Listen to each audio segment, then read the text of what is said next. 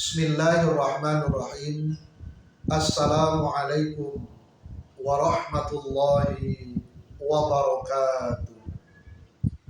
Hamdan wa syukran lillah, salatan wa salaman ala rasulillah wa ala alihi wa ashabihi wa mawala, amma ba'du.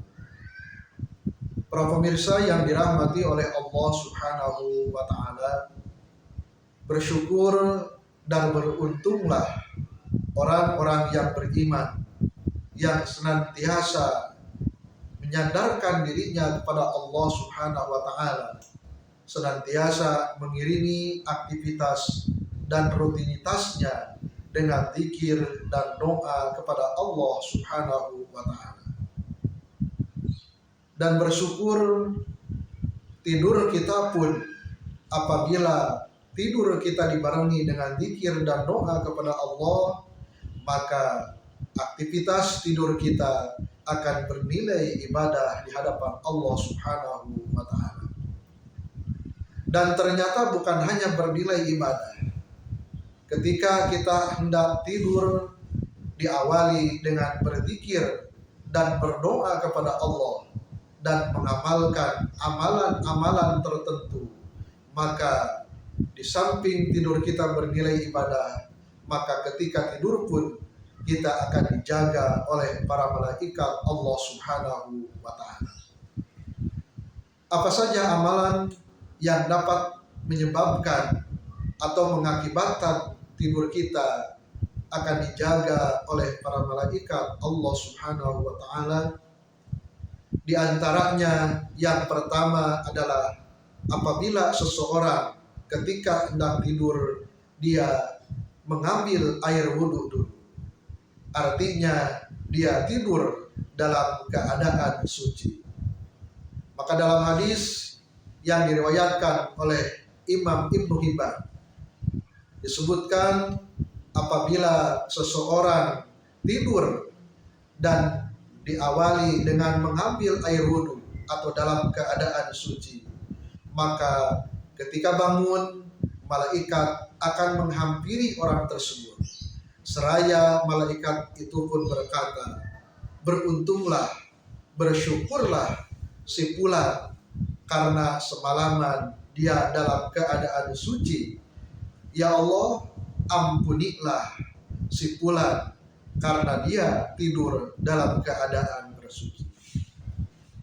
Jadi yang pertama, keuntungan orang beriman yang memiliki wudhu, dia akan dijaga oleh para malaikat, dan malaikat itu pun semalaman memohonkan ampun kepada Allah Subhanahu wa ta'ala terhadap dosa-dosa yang dilakukan oleh hamba tersebut atau yang dilakukan oleh kita. Bahkan kalau bisa selain wudhu, dia melaksanakan sholat sunat terlebih dahulu. Entah itu sholat sunat hajat, atau sholat sunat witir, sholat tobat, atau sholat yang lainnya. Atau bahkan ketika setelah wudhu, setelah sholat, dia membaca Al-Quran terlebih dahulu.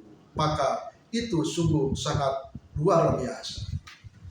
Tetapi kalaupun hanya mencukupkan mengambil air wudhu, kemudian dia pergi ke tempat tidur, itu pun akan mengakibatkan dia dijaga oleh para malaikat Allah Subhanahu wa ta'ala.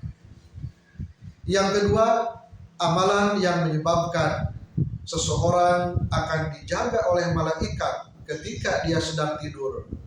Sebelum tidur, dia terlebih dahulu membaca ayat kursi. Sehingga dalam hadis yang diriwayatkan oleh Imam Al-Bukhari yang diterima dari sahabat Abu Hurairah radhiyallahu anhu, Abu Hurairah suatu hari menceritakan bahwa dia ditugaskan oleh Rasulullah SAW untuk menjaga hasil zakat yang dikumpulkan dari orang-orang Islam dalam bulan Ramadan. Pada malam harinya dia mengetahui gelagat ada seseorang yang mengendap-endap dan mencuri makanan. Lantas Abu Hurairah radhiyallahu anhu memegang tangannya, dipegang, dan dia mengatakan, aku akan laporkan engkau kepada Rasulullah SAW karena engkau telah mencuri makanan.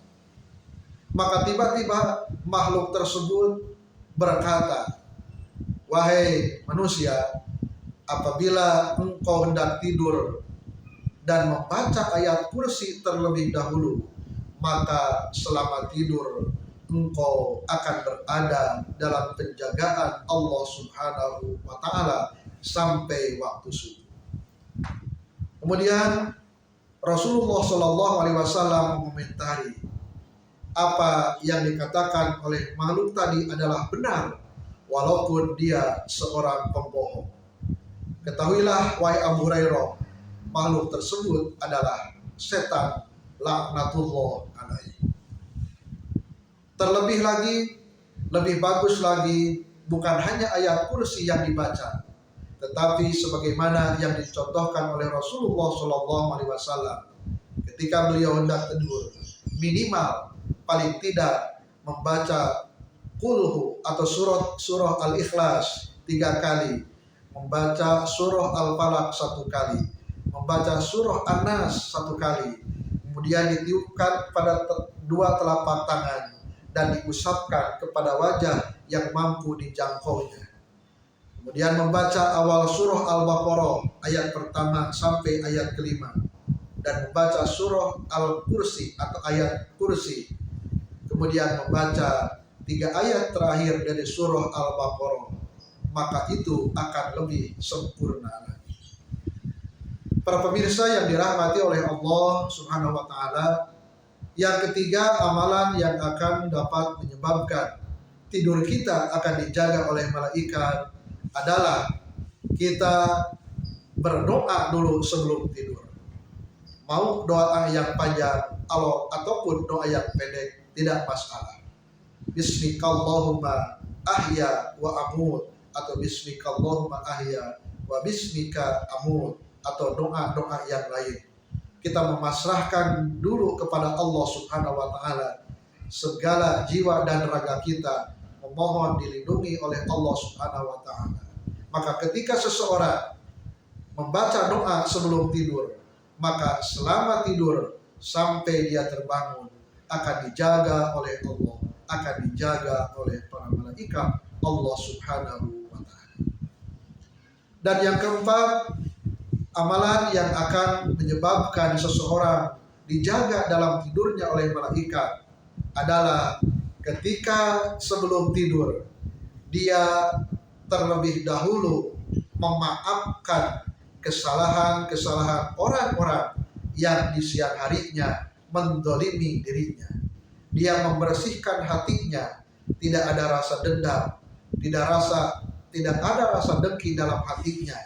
Tapi ketika dia akan tidur, dia membersihkan dulu hatinya dan memaafkan seluruh orang yang selama siang tadi mendolimi atau menyakiti dirinya. Subhanallah. Maka itu para pemirsa mendadakan akhlakul karimah, akhlak yang sangat mulia. Itulah 4 amalan yang akan menyebabkan kita dijaga oleh para malaikat ketika kita sedang tidur.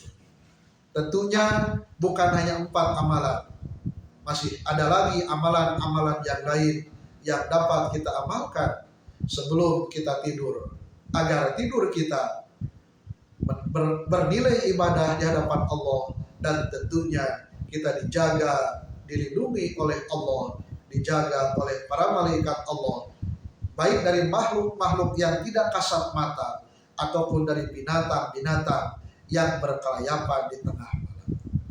Para pemirsa yang dirahmati oleh Allah Subhanahu wa Ta'ala, itulah keempat amalan yang dapat menyebabkan kita dijaga oleh malaikat selama kita tidur. Semoga kita semua diberikan kekuatan untuk mengamalkannya. Semoga bermanfaat. Wassalamualaikum warahmatullahi wabarakatuh.